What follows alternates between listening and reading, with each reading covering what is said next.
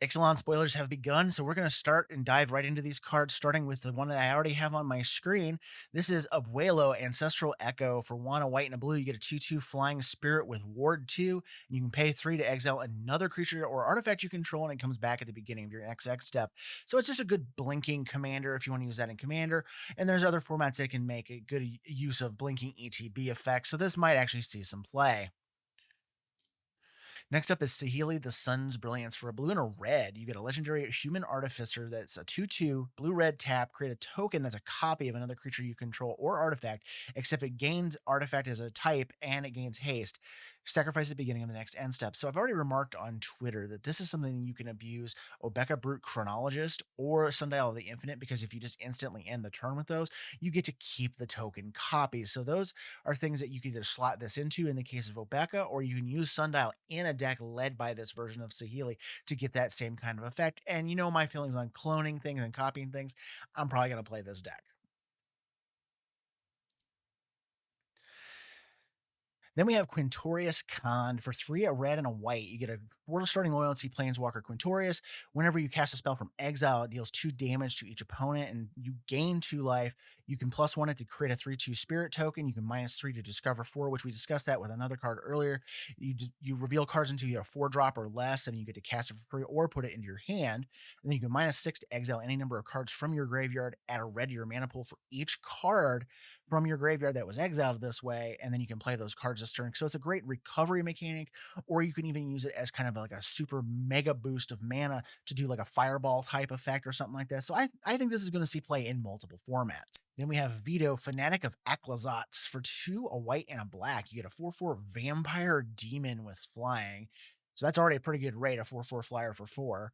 And it says whenever you sacrifice another permanent, you gain 2 life. If it's the first time this is resolved, if it's the second time, each opponent loses 2 life. And if it's the third, create a 4/3 white and black vampire demon creature token with flying. So if you're in the business of aristocrats, sacrificing stuff, that kind of stuff, this is really freaking good. Speaking of creating things to sacrifice to veto, this is Ojar Tak, Deepest Foundation. For 4 white white, you get a 6/6 god with vigilance. If one or more creature tokens will be created under your control, create 3 times that many instead.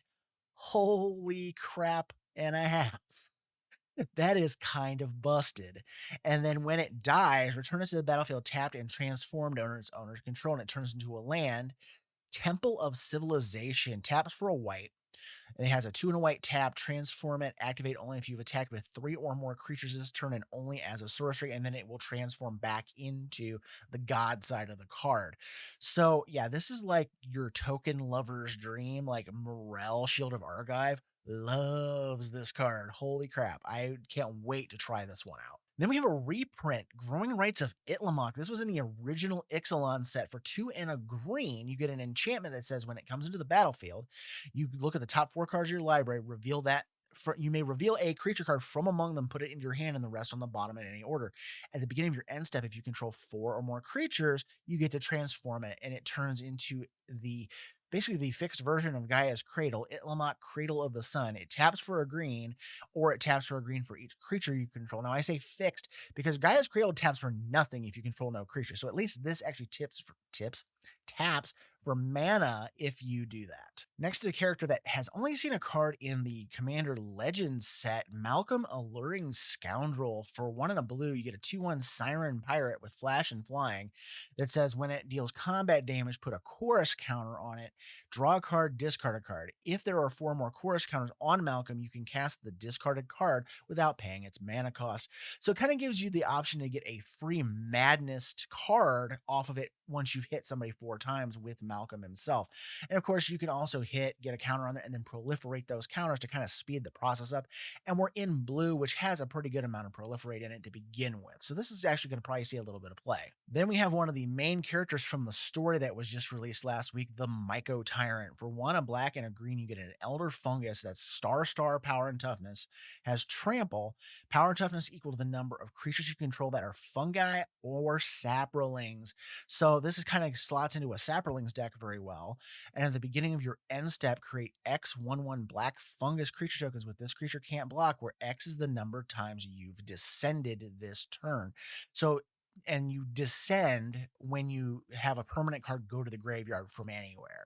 So if it gets milled, if you discard a card, if it dies on the battlefield or it's sacrificed, whatever the case may be, it will put that much of a reminder in things that have descended, and then at the beginning of the end step, boom. So again, aristocrat style type decks where you're wanting to sacrifice things, this would go really well in there. Again, sapperling stuff would go well. Slimefoot's gonna love this guy. There's a lot of applications for this card. Then we have Intrepid Paleontologist, 1 and a green. It's a mana dork, taps for a mana of any color, 2/2. Pay 2, exile a card from a graveyard, which is an effect that was last seen on Withered Wretch, actually, from a long time ago, where you just pay 2 and eat a card out of a graveyard.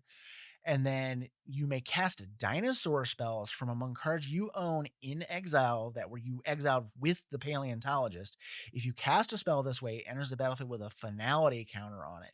And it says if a creature with a finality counter on it would die, exile it instead. So this is kind of a new key counter they've put in the game where it tells you, okay, if this creature dies, it's exiled instead of going to the graveyard. So this could be possibly abused with things like Hex Parasite and things like that, where you can remove the counters from the card.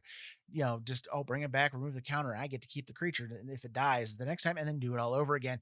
As long as you have the Intrepid Paleontologist out, you can, sack something or it dies in combat, eat it out of the graveyard, remove the counter from it, and do it all over again. Next, we have another reprint. It's Treasure Map. For 2 colorless, you get to pay 1 and tap, scry 1, put a landmark counter on the map. Then for 3 or more landmark counters on it, remove the counters, transform them treasure map, and create 3 tokens. And it transforms into Treasure Cove. It's a land that taps for a colorless, or you can tap and sack a treasure to draw a card. One of my all-time favorite cards in Commander.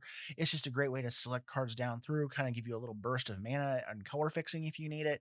And if you don't need it, you sack the treasures and draw cards off of them. Then we have Hit the Mother Load. For 4 and triple red, we have a sorcery that says discover 10. If the discovered card's mana value is less than 10, create that a number of tapped treasure tokens equal to the difference. Discovers a new ability that was just unveiled. Whatever the number is, you unveil or you exile cards from the top of your library until you hit a non-land card that has 10 or less. In the case of this card, whatever the number is equal to or less than the casting cost. Then you get to cast it for free or put it into your hand if you don't want to cast it, because maybe you have like a wrath effect and you don't want to blow your board up. You don't have to cast a spell.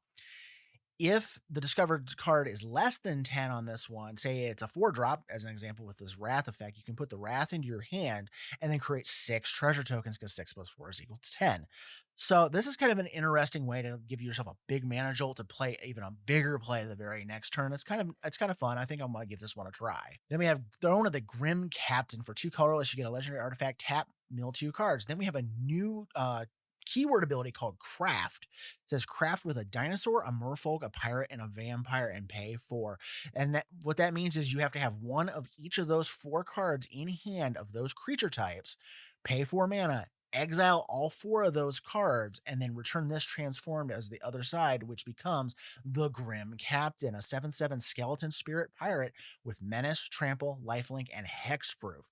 And whenever the Grim Captain attacks, each opponent sacrifices a non-land permanent, and then you can put an exile creature card used to craft the Grim Captain onto the battlefield under your control, tapped and attacking.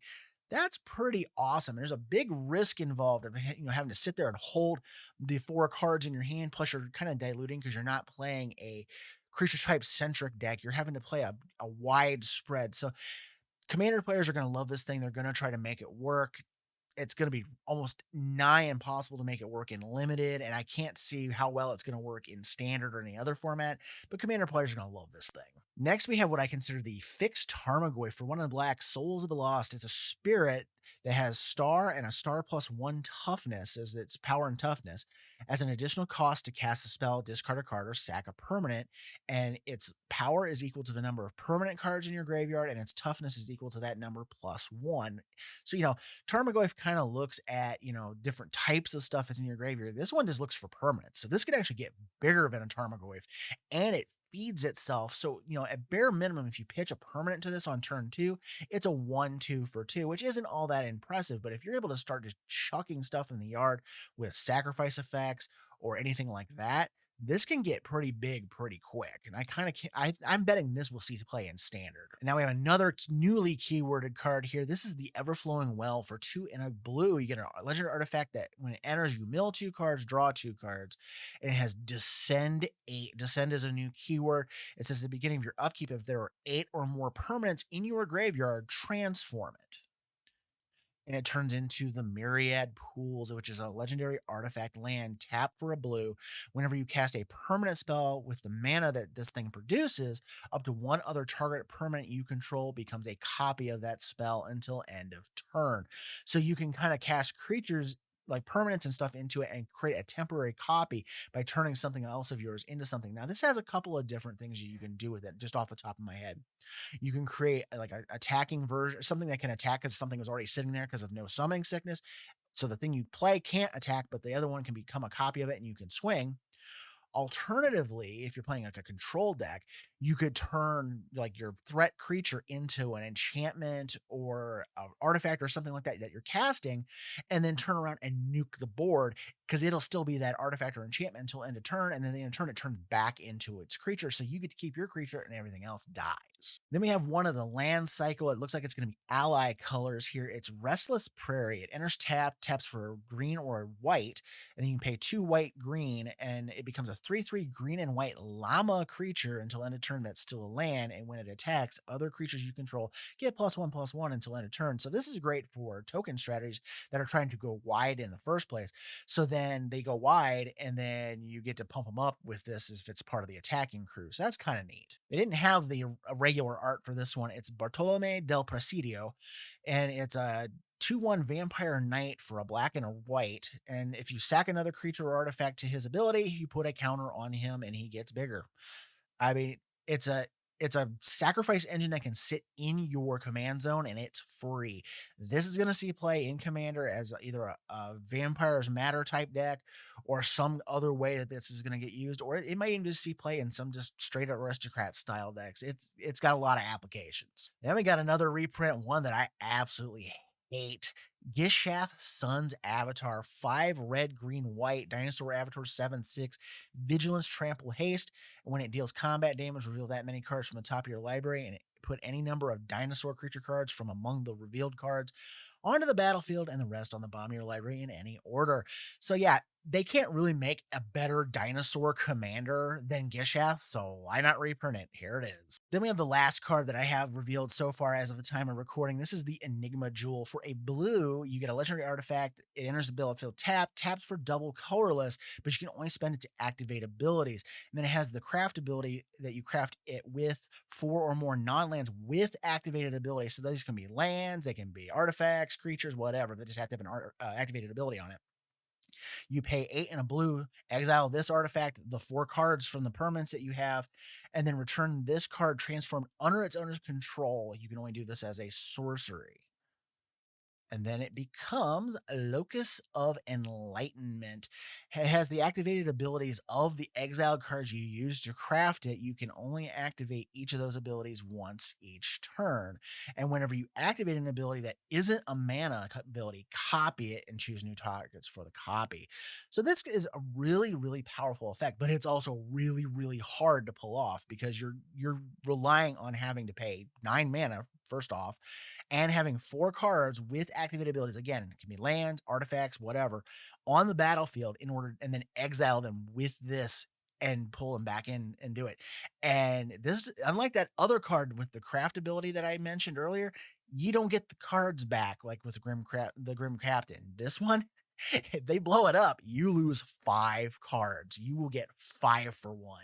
And that sounds like a recipe for disaster. So I don't know how much play this thing's going to see. So that's what I have so far. If I happen to see any more spoilers right before I do the editing, I might add them on here. But otherwise, I will get to more spoilers as they come in over the coming days. Thanks for watching, and we'll see you next time.